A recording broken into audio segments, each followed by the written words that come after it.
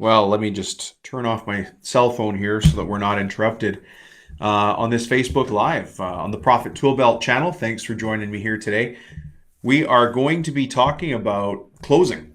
Believe it or not, we're in the sales process and we're talking about one of the most stressful parts of the sales process for a lot of people, and it's closing. Closing the deal, which is really just asking the question that sometimes people think is a hard question to answer or to ask. Sorry, hard question to ask, but we have to ask it. Well, today, in this episode here, I'm going to show you how to stop losing the best deals at the last minute because it does come down to asking some key questions. And I'm going to show you how to do this with no stress, no drama. When you do it right, when you follow this whole process, this whole 7-step series that we've been talking about here, asking for the deal is a non-event. It's really no pressure. Today's podcast has been brought to you by HESPV. They are one of the largest solar panel distributors around.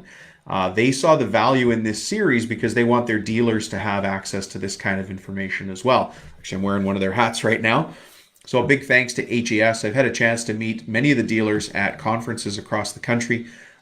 Great people, all of them really caring a lot about taking care of their customers and making sure that people with off-grid solar solutions problems, I guess, are taken care of in the best way they can. And so just a great group of people. I couldn't speak highly enough of them. So thanks to all of you dealers out there that are checking in, but also this podcast episode is available and really usable by anybody in the construction trades. The whole Profit Tool Belt podcast, this whole channel exists to help you when you're starting a business, growing a business, running a business, when you want to take over the business, when you want to buy a business, when you want to sell a business. That's the stuff we talk about here.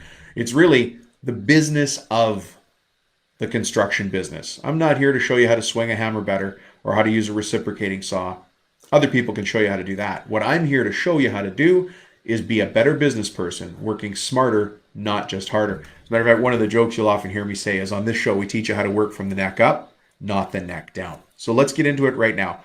I love systems in business. I love process and I love systems. And because of that, you're going to see me looking at a couple of different screens and notes that I have around because I have a system for making sure I get the right info to you. So if you see me looking off screen here, it's because I'm checking some notes that I have. If you see me looking over here, some other notes that I have. And if you see me looking up and down here, I'm just trying to figure out where the camera is. All right, so today we're going to be talking about closing, which is step 5 of 8. Now, that means there were 4 other steps that came in the sales process. Let me talk about the sales process for a second.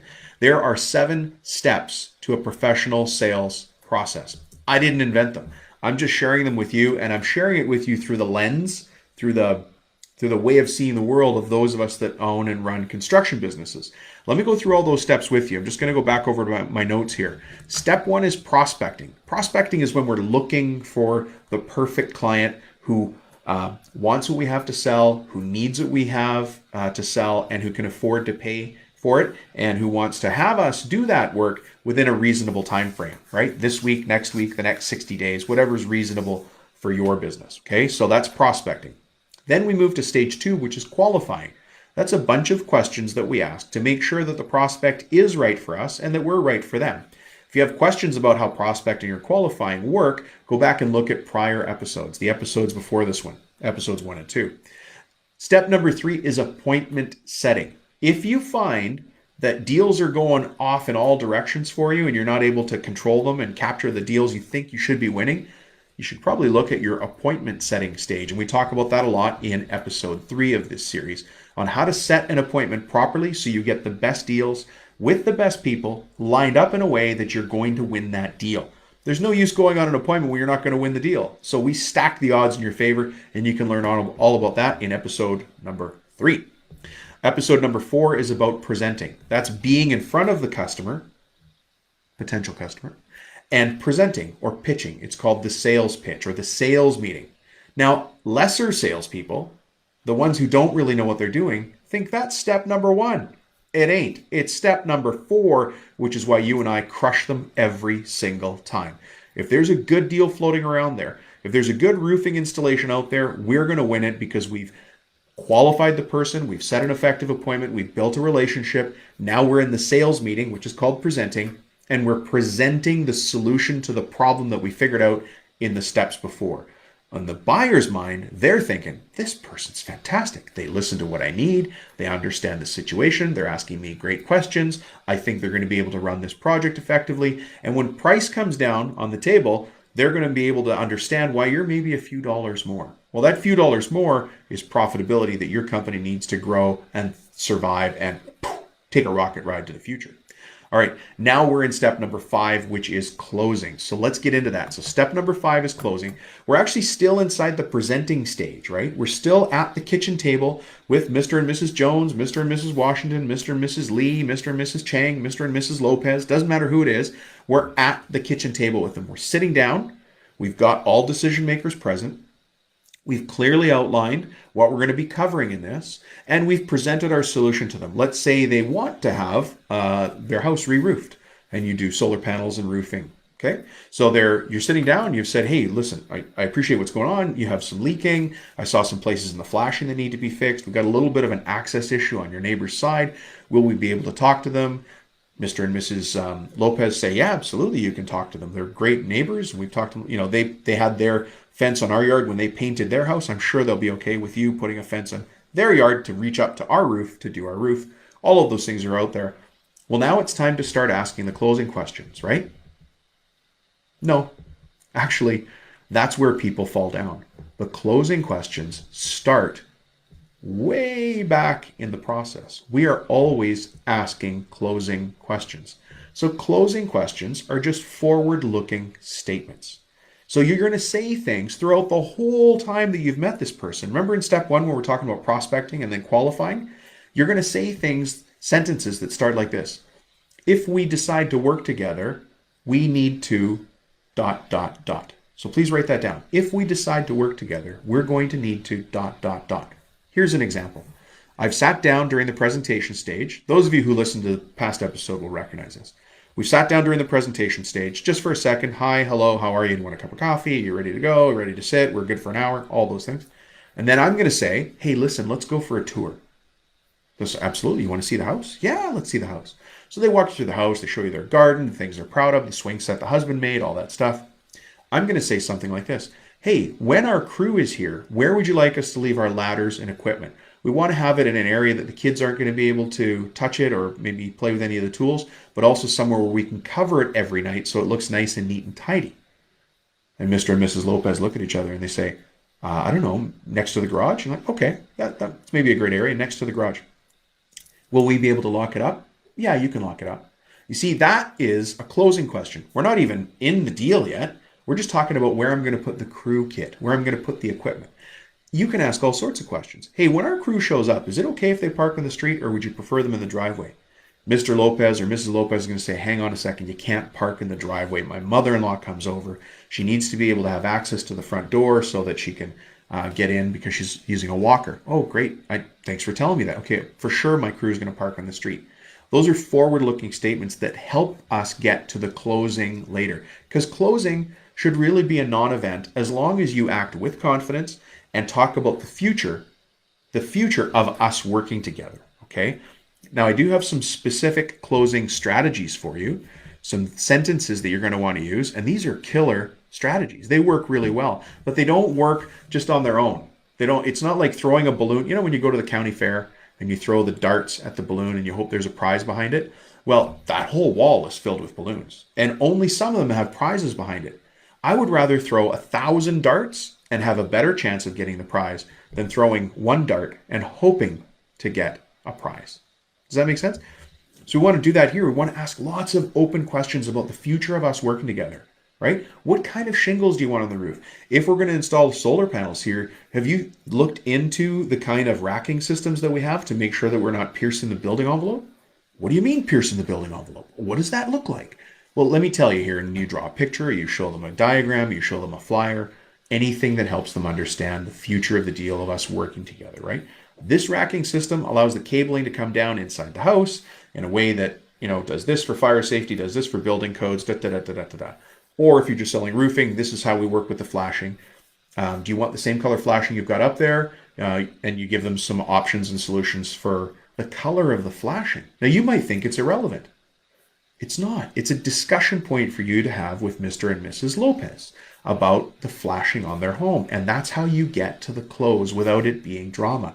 You just talk about the future of working together, especially if you like these people, if you know you can help them. The reason that we help people buy is because you know, and I know we are the best solution out there. I would hate it if they went to anybody else because I don't know the quality of the other companies. I know the quality I put in. I care about my clients. I care about the work that I do. I want to be the guy where somebody crosses the street to say hello to me, not the guy where somebody crosses the street to get away from me.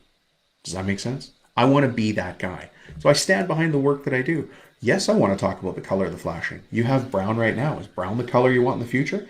Absolutely. Maybe it's the only color available, but I don't know that. What color works for you? And then you can continue the conversation. Okay. So the goal for this, by the way, is making sure that you're in front of the right customer who knows and understands what you do. You know and understand their needs. So you've been doing a lot of asking questions, listening very carefully to their needs, taking notes, making sure you're respectful of their time, making sure they're respectful of your time. You've now presented your solution. Here's a couple of closing questions you can ask. These are more assertive questions. Assertive is the wrong word. These are just more focused questions to make sure that we're moving towards doing a deal together. I'm going to look at my scripts here because I've got 3 different ones I want to share with you, right? Now, I learned these from Brian Tracy. Brian Tracy is an absolute master at sales and sales improvement, business and business improvement. Now, a lot of people can say that they've learned these through Brian Tracy because you could read one of his books, but I was his business partner for almost a decade, and we grew a business coaching business together. I know Brian very, very well, and he believes in this stuff, and he knows it inside and out. And I believe in it because I taught it to all of the people that I worked with over the years as well. I know it's going to work for you. Here's number 1. Number 1 is called the sharp angle close. I have to look over my microphone here. See my fuzzy mic? You can see that there. Number 1 is called the sharp angle close. And the sharp angle close sounds like this. I've gone through my presentation. We've talked about the options and the features and maybe even laid price on the table. We've given them a range, right? We could do your roof for, at the bare minimum, $6,000 to fix a couple of places where it needs to be leaked, or where we need to fix the leaks. Or if you'd prefer to just do it all at once and be really certain that your home's going to make it through another winter and wet spring like we keep having, we can do the whole roof for $20,000. I don't know what your numbers are in your own market. They're going to come back and say, well, we're concerned about this, we're concerned about that. So take that concern. We need that concern. That's an objection. We'll talk about that in the next episode. But we need that objection. So now we're going to talk about closing. We're going to say, if I could, ... would you, ... So that's the sharp angle close. So go ahead and write that down. If I could, ... would you, ... right? So here's how it'll sound in real life. They're going to come up with an objection about color consistency on the shingles or tiles you're putting up on the roof. Let's just say that's it. If I could guarantee that the color consistency would be the same from package to package, from the front and back, from the top and bottom of your roof, would you guys like to go ahead and book us as your crew? Followed by silence. See the silence I put there? So that's the question, right? So it's a very simple question. It's called the if I could, would you close. We also call it the sharp angle close because I go one direction, then I go another direction. So if I could guarantee that all of the shingles, all of the tiles are going to look the same from the front to the back of your house and from the top to the bottom, because we'll make sure the color codes and the SKUs are correct when we order the product, would you go ahead and choose us as your contracting crew? There's the sharp angle close. So that's number 1. So write that one down and keep that in your book. Keep that somewhere that you can refer to it when you need it and bring it out in the sales meeting. Okay, number 2 is called calendar selling forward and calendar selling backward. This one's my favorite. This one's quite crazy. But this one shows you as the project manager that you truly are and that you're caring for the business owner. As a matter of fact, this one comes straight out of project management. This one comes directly out of caring for the customer. This one actually comes from lean manufacturing processes that you might have heard about, how Toyota builds cars with high quality and with precision and accuracy in a very short amount of time. Really important system. So this one's called calendar selling forward and backward. So what I'm going to do is I'm going to be looking at my calendar on the page as we're talking to Mr. and Mrs. Lopez. And we're going to say, it's May 26th today. So it's Tuesday right now. We're going to need 4 days to get the product, which is going to take us to May 30th. Then we're into June. My crew's got to come on site. We got to prep. That's going to take 2 days. So somewhere around the middle of June is when you can expect to have this finished if we decide to go ahead today. But didn't you say your in-laws are coming over to visit? When's that happening? And they're going to say June 17th. June 17th. I'm so sorry. We should have actually met 2-3 days ago. We are in a rush right now. How do we get started so we can get the home finished and your property cleaned before your family shows up on the 17th? Because we can do it, but we need to start right now. As a matter of fact, I can put the order in as I'm leaving your house. Mr. and Mrs. Lopez look at each other and go, thank you, let's get started because we need it done by June the 17th. Okay, so that's calendar selling forward or calendar selling backwards. I could have started by saying, okay, you want this done by June 17th. That means we need this many days to do this many days to do that. My crew on site, container off site, need 2 days for that. Need to order it from the hardware store, from Lowe's, Home Depot, wherever we're ordering it, the supplier. Okay, 4 days for that. 2 days get you on the schedule. You know what we need to do is we need to get a deposit today so that I can order the materials today so that we can get the crew scheduled for 2 days from now. So Friday's going to be our first work day. Would you be okay if I got my guys to work through the weekend? You see, all we're talking about now is the future of working together. That is a very powerful and respectful closing tool. It's called calendar selling forward and calendar selling backward. Okay, so that's closing strategy number 2. Number 3, I really, really like a lot, and it's called the education close. Remember, we're professionals here. I'm actually not here to sell you a roof or a solar panel system or a new hot water tank or stamped concrete for your driveway. I'm not here to sell that. I'm here to help you buy the right solution to your problem. And I happen to own the best company in the entire city, in the state, in the country that does this. It just so happens I'm here in your neighborhood and I'm here to help because I am here to help and I am the best. And I don't know what the other companies do. I know what I do. And so I can help. And so by helping, I want to use the education close. And the education close is very, very simple. And it just goes like this. Hey, why don't we talk about next steps from here? Followed by a little bit of silence. Let the Lopez family look at each other and go, yeah, let's talk about next steps. Okay, so next steps looks like this. In order for us to get the materials here and on site and my crew booked, I'm going to need to take a deposit today, as you probably expected. Then we're going to have to look at the calendar and figure out what day we can show up and what time of day you can expect the trucks to show up. Can we do those 2 steps now? I think, well, yeah. Do you take e-transfer payment or what would you like, Dom? E-transfer is great. So here's the details, the forms, and we're already into concluding the deal. Okay. It's very relationship based. It's very respectful and it's an education close. The education close is super powerful and super chill. It's super powerful and super, super chill. I'll tell you what really helps in this is if you have flowcharts. I know that sounds funny. Flowcharts really help people understand how something is done. They've never built, let's change from roofing and solar for a second. Let's say you build custom kitchen cabinets. I, as the homeowner, have no idea how custom kitchen cabinets are built. You, as the contractor, you certainly do. And you have a flowchart, a 1-page PDF in nice color that shows this is how custom kitchen cabinets are built in the Oceanside neighborhood, in the Mountain View neighborhood, in the Valley View neighborhood, whatever your neighborhood is, right? Call it that. Step number 1 is we measure your home for accurate measurements. Step number 2 is da-da-da. Step number 3 is da-da-da. Step number 4 is we agree to price and terms and take a deposit. Step number 5 is we agree to a timeline. Step number 6, da-da-da. So you have that as a sheet and you just hand it to the Lopez family and say, we are right now at step number 4, where we're going to be talking about taking a deposit and moving forward with the deal. And so they just see it there in print and writing. They're like, oh, okay, we're at step number 4. These are the steps to build a custom kitchen cabinet. These are the steps to do stamped concrete driveway. These are the steps to put a solar panel installation on our roof. These are the steps, da-da-da. So when you lay it out like that in the education close, you're still there as a professional, helping the homeowners to make the right decision, which happens to be you.